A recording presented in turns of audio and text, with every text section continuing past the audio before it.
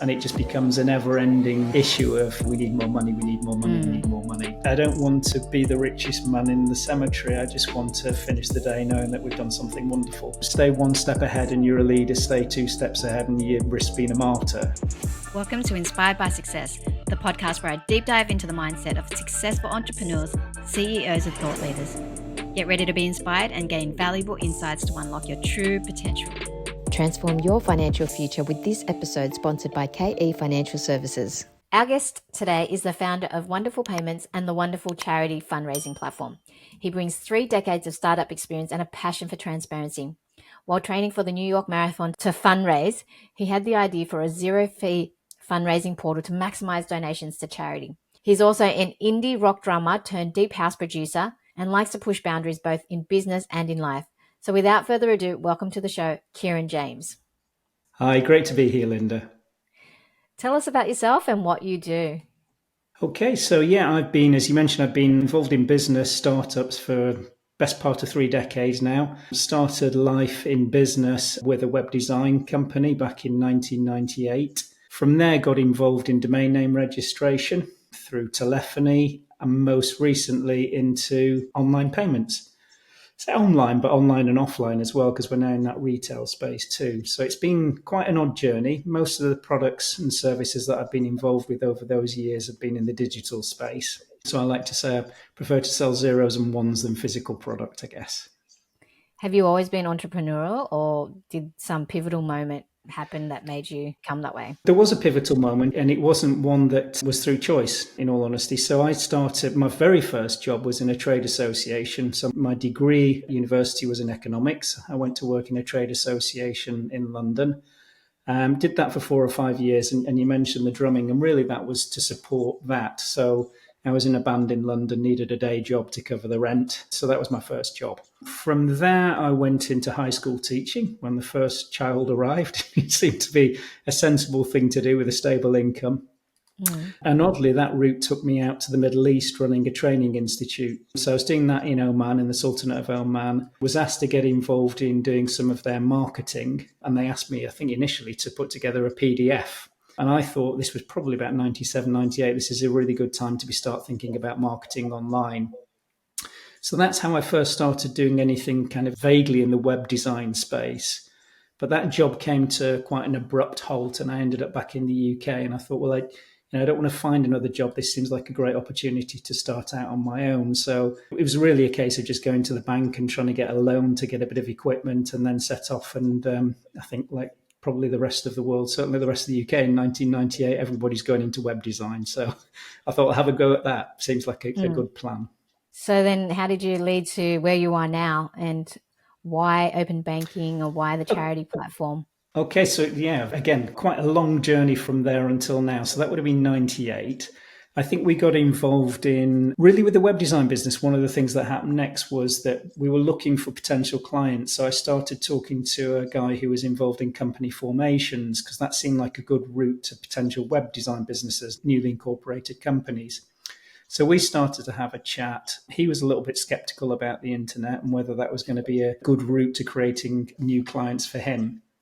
And I convinced him to basically join forces. I said, I'll build all of the website for you and take a small share of the business. And if it works, it works. If it doesn't, nothing ventured, nothing lost, really.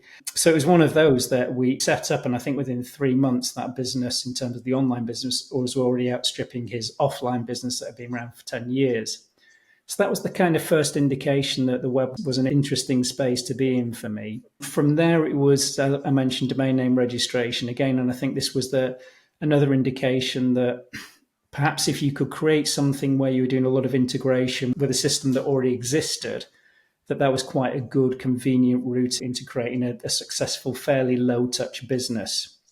So a lot of the journey from then on has been about that. It's been about creating a website and a service that is fairly easy to find online through good search engine optimization, then fairly straightforward for customers to onboard and use. And from there, it's been a case of trying to keep it really low touch for consumers in terms of support. So the better the product, the less support's needed. If it is needed, then we try and automate that as much as possible.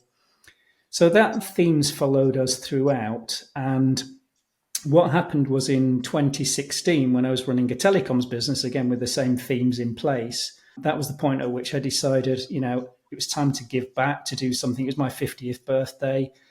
It was our 25th wedding anniversary. Both of the kids, or two of the three kids, had significant birthdays. So we thought, let's mark the year and do something special. So I set out to run a marathon for charity.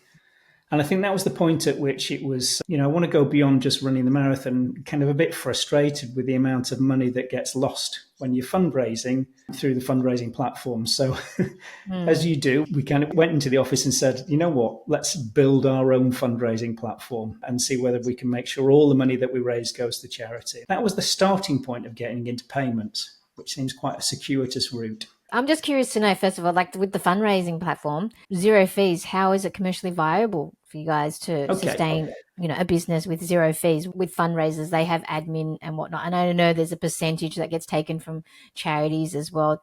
So how is it commercially viable to have zero fees? Well, we looked at that in 2016 when we started. Basically, our premise for this was corporate sponsorship exists in many other places, whether it's the arts or sports. Minority sports are often funded through corporate sponsorship. So it struck me that if we could put this together and get a corporate sponsor on board to cover the fees and charges, then that would be a really, really positive message for a corporate sponsor.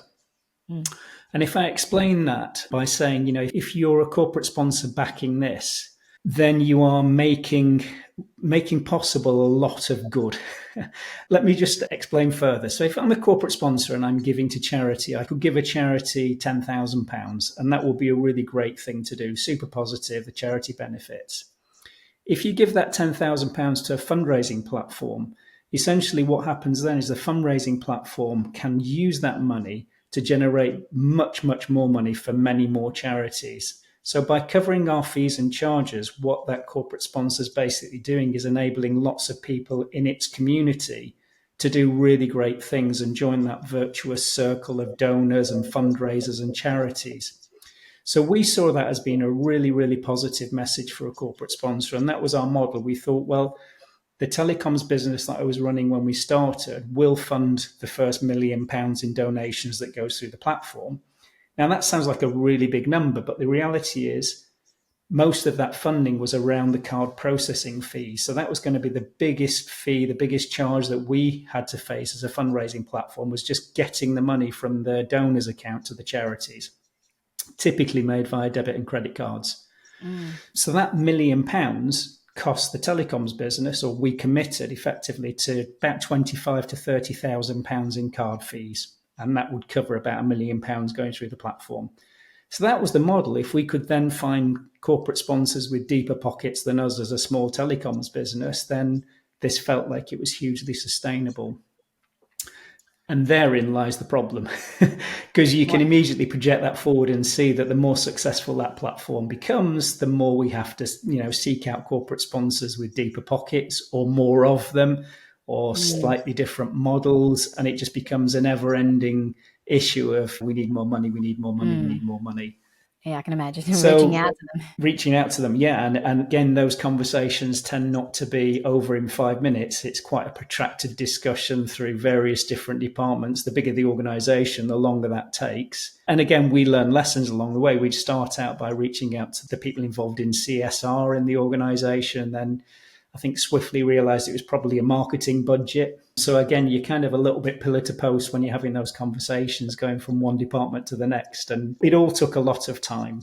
Yeah, I can imagine. But the platform grew. The platform grew very rapidly. Let me wind back, because that's not quite true. Initially, we were greeted with a lot of cynicism and nervousness from the charities. Understandably, they were kind of a bit confused as to what our motivation was. We're coming along saying, we'll do this completely free. And they think, well, why would you do that? Seems a really odd thing to do. Yeah. So we had responses like, are you planning to sell data? Are you kind of trying to bask in our brand? That kind of thing. So there's a brand association. Are we trying to kind of leverage that to some advantage? So initially, it did take us quite a while. I think it took us about 18 months to get 100 charities on board. So we were working really hard. And then what happened was a website called the Money Saving Expert in the UK, which is a very, very, very popular website, came along and ranked us number one in terms of all of the fundraising platforms because we were free. And suddenly the floodgates opened and we went from 18 months to get 100 charities to doing 100 registrations in one day. It was just bonkers. It was really, really crazy. How did you sustain that? Because like you mentioned, the other business was helping fuel that. Is that right? Yeah. And by that time, we were starting to have more positive conversations with corporate sponsors. It was taking some time, and I don't think we actually managed to do that until pretty much a year after that Money Saving Expert, more or less until that announcement had been made. So we were getting increasingly nervous as we were seeing, more and more donations going through the platform and the cost of processing those going up. Yeah. But we were probably still a little way off the £1 million. So, we were there, we made our commitment and it was growing rapidly, but still within our capabilities to manage. But we were conscious all the time of, how is this going to be sustainable? How are we going to keep growing? It felt like that the ceiling on our impact and reach was quite low, and we really wanted to find a way of removing that ceiling, or at least trying to break through in some way. And what happened after that was we then ran into something which hit the whole world, which was COVID. So, beginning of 2020, we're running a telecoms platform, and a big chunk of what that telecoms platform was offering was a telephone conferencing service, which was also free. There was a different revenue model for us from that, but we didn't charge the users. And we had quite a lot of National Health Service trusts up and down the country using that free conferencing service. So we're busy running the free conferencing service. We're also using the staff from the telecoms business who are seconded to the fundraising platform. Boris Johnson announces lockdown. The capacity on our network, literally, we had to increase 20-fold in 2 weeks. And we just went, something's got to give. We can't support both of these things simultaneously. Wow. So that was the point at which we said, right, okay, we're going to close the fundraising platform. We really didn't know at that point whether we would ever reopen it. No one had a crystal ball. No one knew it was going to happen, how long COVID was going to be around. I think at that time we were all expecting it to be 8 weeks and we'd be done. So we thought maybe, in a few weeks' time, we'll be able to revisit this and think about reopening. But effectively that, about March the 20th, I think we said, no, we're going to have to just close for the time being and come back. We actually sent emails out to all of the charities. I think we had about 4,500 charities on the platform at that point. Wow. We sent them all an email saying, really sorry, guys, we're going to have to go, which was really sad. And then what happened next was that serendipitous moment, which brings us finally, a very long conversation, to the point of how did we get to doing payments? And it was a really interesting one because as COVID happened and we closed the platform to all intents and purposes, I then saw a post on LinkedIn for a guy who was having his head shaved during lockdown to raise some money for a charity.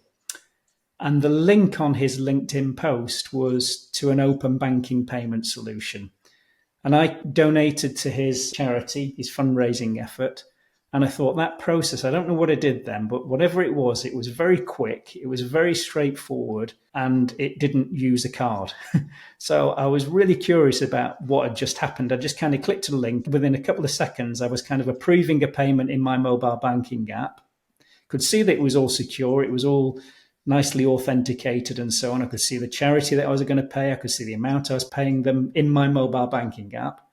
So all I did was tap authorize and the money's gone and the money's arrived in the charity's bank account. So there was that kind of moment of, wow, that was amazing. Let's find out who provided that service and see whether we can maybe talk to them about whether it's cheaper than cards, whether we can use it for the donation platform, for the charity platform. And that was the first step in this journey to today. So what is open banking for those listeners who don't know what the open banking is? Okay, so open banking, it's much more than this, but in the payment space, it's an alternative to using a card, a debit card or a credit card or PayPal or many of the other routes to making payment that we're all familiar with. That's simple, fast and secure.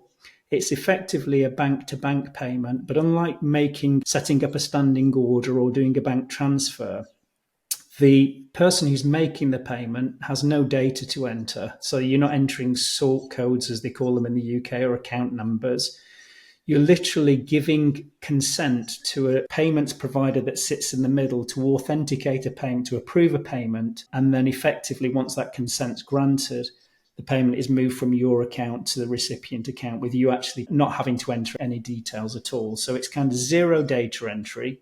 It's instant. So the money is more or less the moment you click consent on that payment, it's in the recipient's account. It's super secure because of that lack of data entry anywhere. So you're not entering any data. There's no data to get lost, which is really great. But most importantly, typically it's about 90% cheaper than making a card payment. Oh, wow. So very effective for certainly the charity platform. But then we were immediately thinking, actually, this has got uses beyond moving money from a donor's account to a charity's account. Clearly, if I'm moving money from a customer's account to a retailer's account and I can save 90% and it's simple, fast and secure, why would I not do this? So you use that for the wonderful.org platform now? So we initially, what we did once I'd made that donation, which was, shortly after we'd effectively closed, I got onto the provider and said, look, we don't know when this is going to happen because we're super busy with the telecoms at the moment. But when we do, could we talk about how we use you and what would your rates be? The first and most important answer to those questions is, was yes, you can, absolutely. And the second was an awful lot cheaper than you're currently paying for card processing.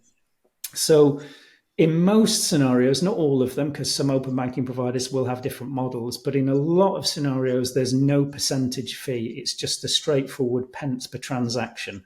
Now, that makes a massive difference because if I'm not sharing part of the revenue that I'm earning or part of the donation that's being made, as a percentage of that amount, that makes a huge difference to the amount that's being paid for that transaction to be made. That gave us a couple of things. Firstly, it reduced our fees by 90%. And secondly, it gave us complete predictability. We knew exactly where we were going to be because we had a really good handle on what the volume of donations was going to be. What you struggle with a little bit in donations is people are really generous and make very big donations, and then a big percentage of those is being taken out. That becomes very, very expensive on a single transaction basis, or can be. But to know that it was going to cost us X pence per transaction, irrespective of whether that was £1,000 or £20, was really great. Really, really great. That's good. And so, let's take it back a bit because you've had 9 startups that you've launched and scoured. Is that right? Yeah.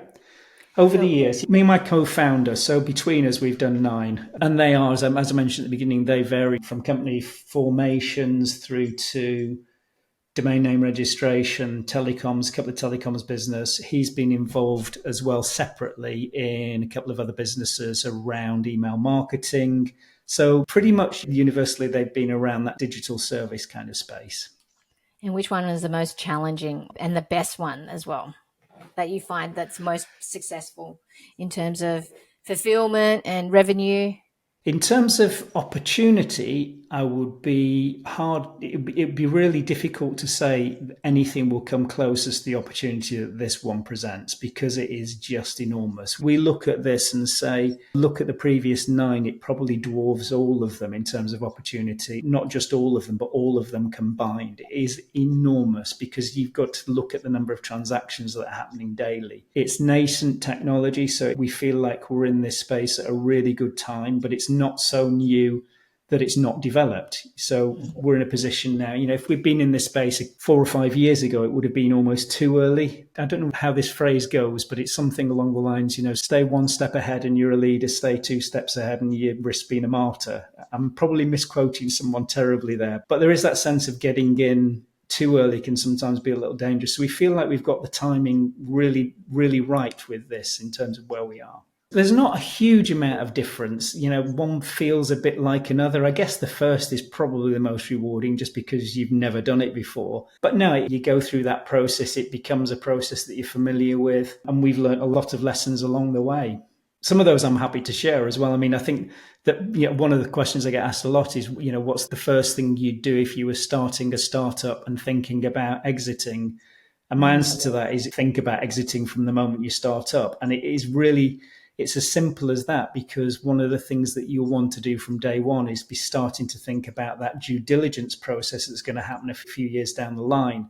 And the more prepared you are for that from the beginning, the easier that process is at the end. So if you're scrabbling around for documents from 4 or 5 years ago, when you're coming to that point of exit, that becomes really difficult. But if you're in that mindset from day one of, I'm probably going to need to file that because at some point in the future, someone's going to ask me for it. I Yeah. think that's a really, really useful thing to do. So almost be thinking about that point of exit before you even incorporate, before you set up. It's like, let's make sure everything is filed systematically. Yeah. And I think processes documented along the way too would help as well.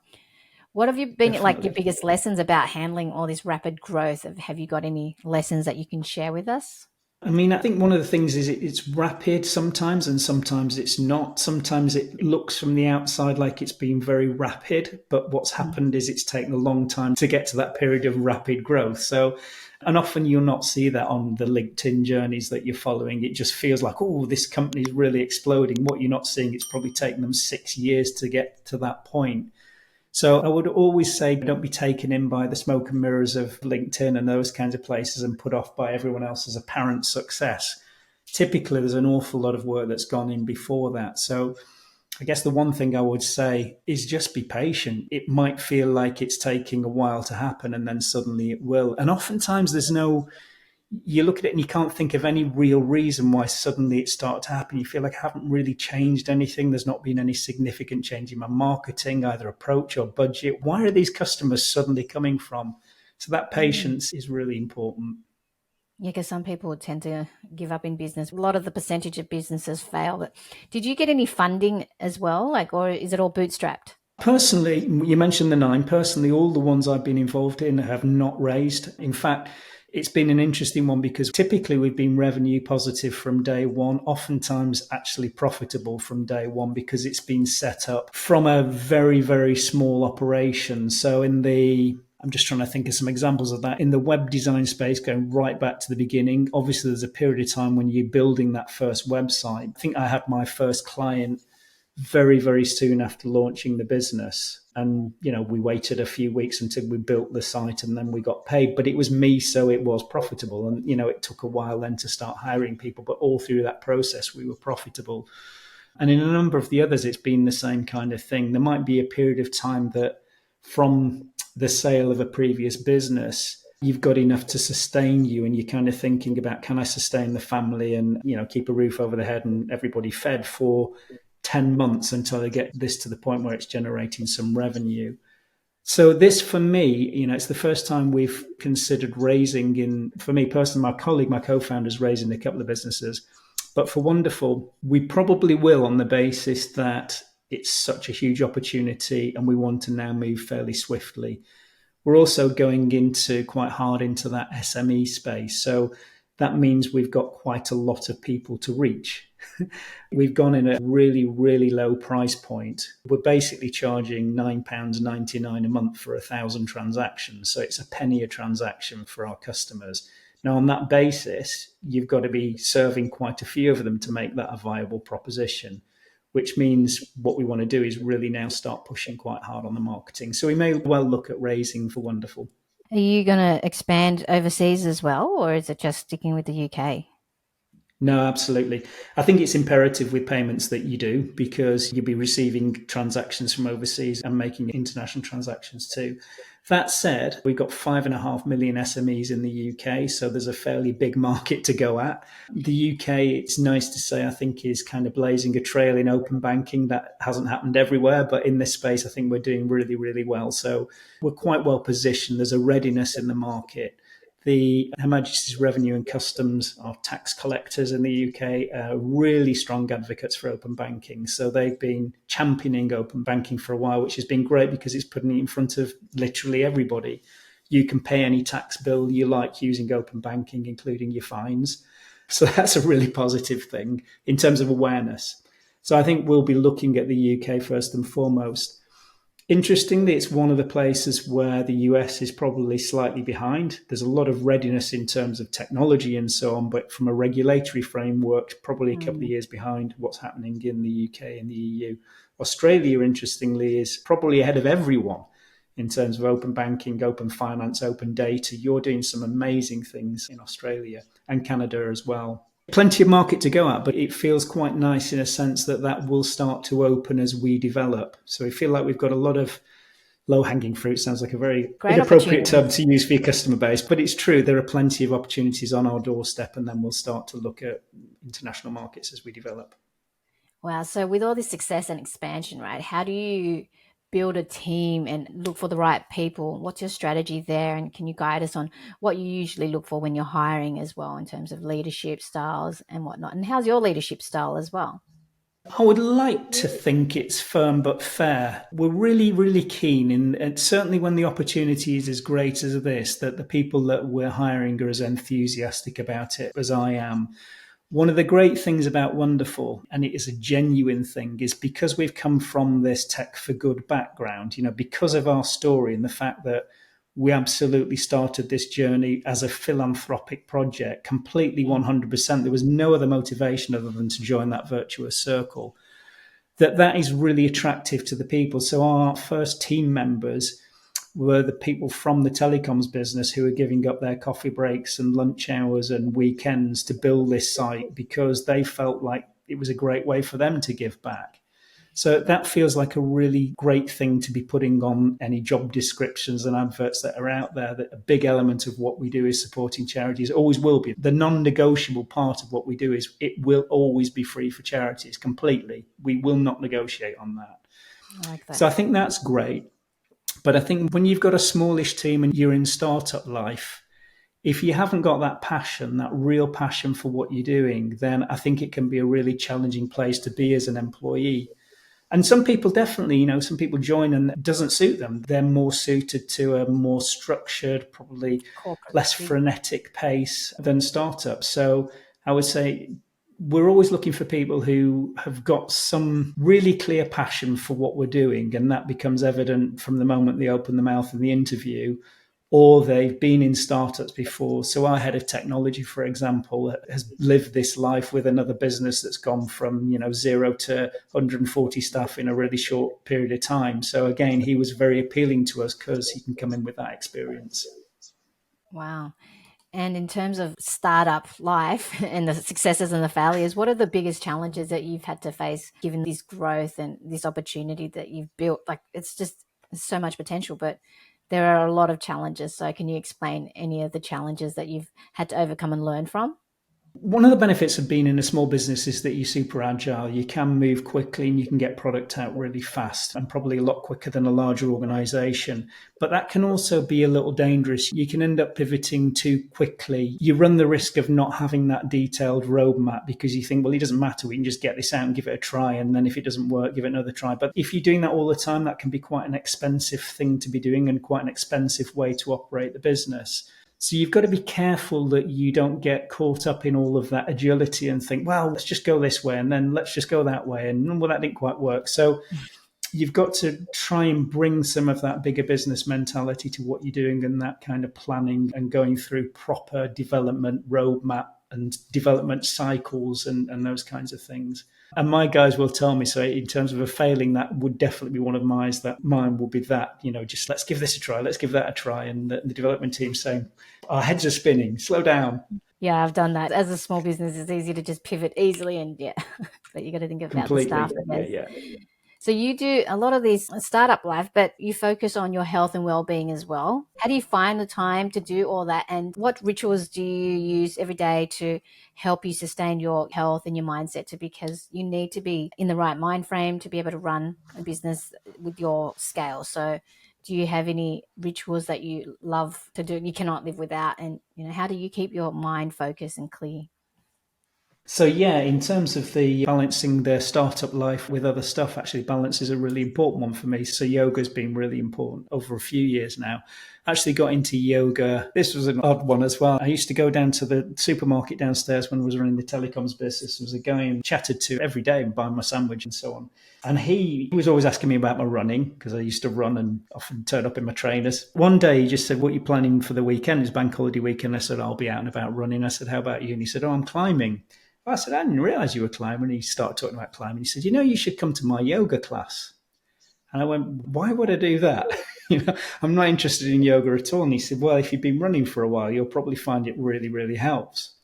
So I went along to his yoga class the next week, and I have to say, with little humility, I went along thinking, I've been running for ages. I feel like I'm quite fit and fairly strong, and how hard is this going to be?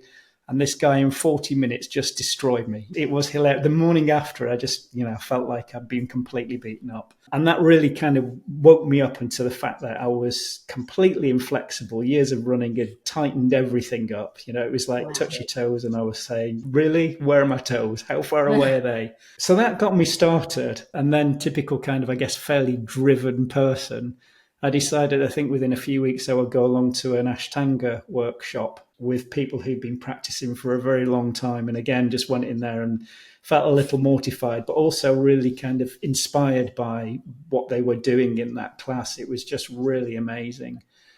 And I've never looked back. It's one of those now. It has become, again, a bit like the not charging charities. It's a bit of a non-negotiable with me is the yoga, particularly the restorative practice on a Sunday. So I do a blend of doing Ashtanga yoga during the week to help with the running. And then on Sunday, again, the pure Ashtangis will probably never forgive me for saying this. On Sundays, for me, it's an hour of restorative, which is a really nice, relaxing, come out of there feeling very zen, very chilled. So but I love it. I absolutely love it. You do prioritize that time. You seem to have a bit of a work-life balance. Usually when you're in a startup mode, it's just long, extremely hours. So do you prioritize that balance? I do, but I also think I'm wise enough now to not beat myself up if I miss things as well. And that includes training. So I got to the point where, again, I probably misquoting someone, but be a master of your training schedule rather than a slave to it is something that I often try and remind myself of. So I set out every week to do 5 runs a week and, 4 or 5 yoga sessions. But if it ends up being 3 one week, then that's fine. It's happened. I've had to do a longer day, or some meetings have happened, or I've been in a different place and the commute's taken a bit longer. And I think you can cause yourself additional stress if you start to actually get stressed about missing sessions. So, just be kind to yourself. If it happens, it happens. It's really important not to do that. But equally, if that goes on too long, then you really miss it. So I've had that actually interesting for the last couple of weeks. I split my time. A lot of the time I'm in Spain. My wife's Spanish. And then when I'm in London, I find it harder to fit the yoga sessions in because I'm doing that commute to the office. Whereas when I'm in Spain, I'm working from home. So I just got back to Spain a couple of days ago, and it was so great to get on the mat. And it just reminded me immediately, I can't leave it for that many days without having that practice. So. Wow. So let's talk about what excites you about the future in terms of what's expected, what's to come. This opportunity really, really does, because it just, as I say, I feel that like the timing is really, really great. It feels like the perfect opportunity to... Sometimes people say there's a tension between doing good and doing well. Can you do both? Can you do good and can you do well? Or is there a conflict? Is it okay to be successful in business and still be philanthropic? Mm-hmm. And for me, this is the perfect opportunity where we see massive synergy between those two things. We've been able to support a lot of charities, but we had that low ceiling on our impact because of the cost of processing card payments. That gets removed, and not only does that make the fundraising platform much more viable in terms of the long term, we don't have this potential Achilles heel anymore, but it also does genuinely remove that ceiling. The real advantage, though, is when we apply that cost saving to the commercial sector and win more commercial clients, then it becomes a real win-win-win for everybody, because we can support more charities, more donors and more fundraisers with that free service, the more successful we are as a commercial organization, with no longer having a dependence on a corporate sponsor. So that, if anything, excites me. It's that opportunity of being able to really, really grow this synergy between doing good and doing well. I like that. And what advice would you give founders looking to put purpose into their own business as well? Because a lot of businesses, sometimes they do have charities that they promote and they have a good cause as well. So do you have any advice for people, founders looking to put purpose into their main businesses as well, like you have? Authenticity is the main thing. Just do it because you believe it. Do it because it's something you have, some interest in. If it's a charity that you want to support locally, do that because it has some meaning to you as a business to be supporting that charity. Or if it's giving your staff some time to support charities or do things, do good, then I would say the authenticity is a really, really important point. We've all seen things like greenwashing and so on. And I think the moment you're not authentic about something, if you are just trying to claim some purpose, a bit like when we set off with Wonderful, and you remember me saying a while ago that the charities were a bit nervous about our motivation. I think that's because they've been bitten before. So, Sorry, what is greenwashing? oh, greenwashing. It's claiming to have lots of environmental credentials and so on when you're not really. It's just kind of paying lip service to it. It's making the kind of statements in your mission statement that can you really stand behind them? And we've seen that with lots of businesses, business slogans that kind of claim great things, but when you peel back, is it really being lived in that organization, I guess? Well, that's true. That's why you mentioned authenticity, I suppose. What's one key lesson you'd like to leave our listeners? One thing that was said to me a while ago, and I think it's a really good point, is to be passionate and dispassionate in equal measure. And I quote this a lot, but when you start a business as a new founder, oftentimes you'll do it because it is something you're interested in. So, maybe I think, I'll start a yoga business and because I really enjoy yoga. So let me find something I can sell. Maybe it's a yoga accessory. And I come up with this great idea of selling a yoga accessory and convince everybody that this is going to be the greatest thing. And then I launch this product and there's no interest in it whatsoever. That's the part where you've got to be dispassionate. So it's great to have that enthusiasm, but when you're looking at the numbers, it may be that you can pivot, but it actually ultimately may be that you can't. And sometimes you've just got to let go of an idea and move on. So if those numbers are black and white telling you that this is not a good idea, that's when you need that dispassion.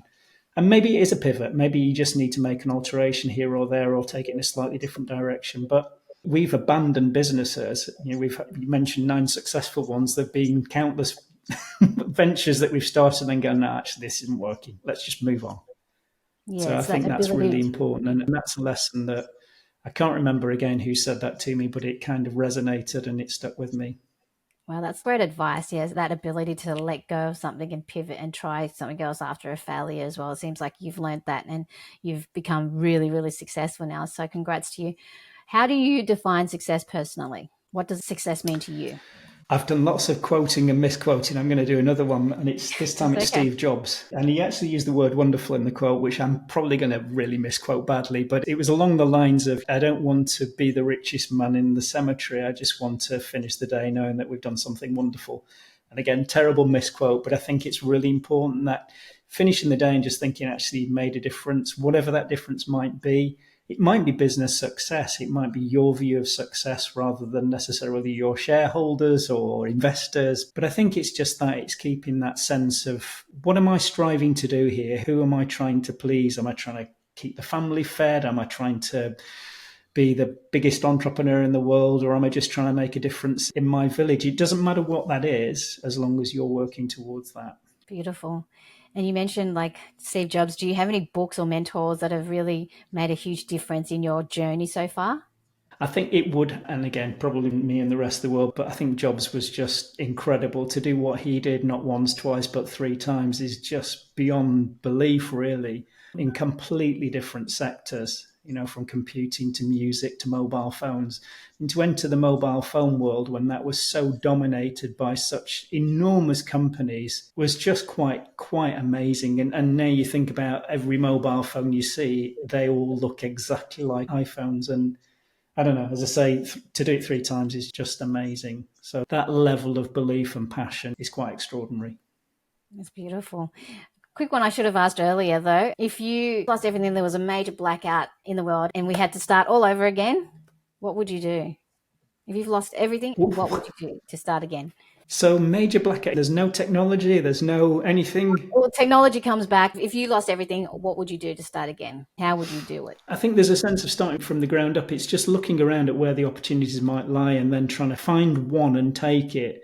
In a sense, when we did this with the web design business, that's where we were back in the beginning, because we were kind of completely broke when we came back from that, running that training institute. And it was a case of, I'm going to have to get a loan and figure out, have I got any skills in any area that I can apply and turn that into a business? That could have been anything. And it just so happened that I've been doing some work in that space and felt like I had at least a modicum of knowledge around HTML. It was very, very very small, my knowledge, but I thought, well, I can put that to good use. So I guess it's learning, thinking about what you've got some skills in and then trying to apply them. And I can find 150 things that I absolutely wouldn't do, cooking being one of them. So, so again, it's recognizing where your skills don't lie and don't follow that route. But yeah, just look at what you've got, how you can put that to use, and whether there's something commercial you can sell with that. Beautiful. Guys, if you found this interview insightful just as much as I have, please be sure to hit the like and subscribe button or hit the follow button on the podcast channel. Finally, where can people find you? Business address is really, really straightforward. It's wonderful.co.uk. The fundraising platform is wonderful.org. If you're remotely interested in my blog, it's at Kieron.net. Nice. Thank you. Thank you so much for your time, Kieran. No worries at all. Thank you.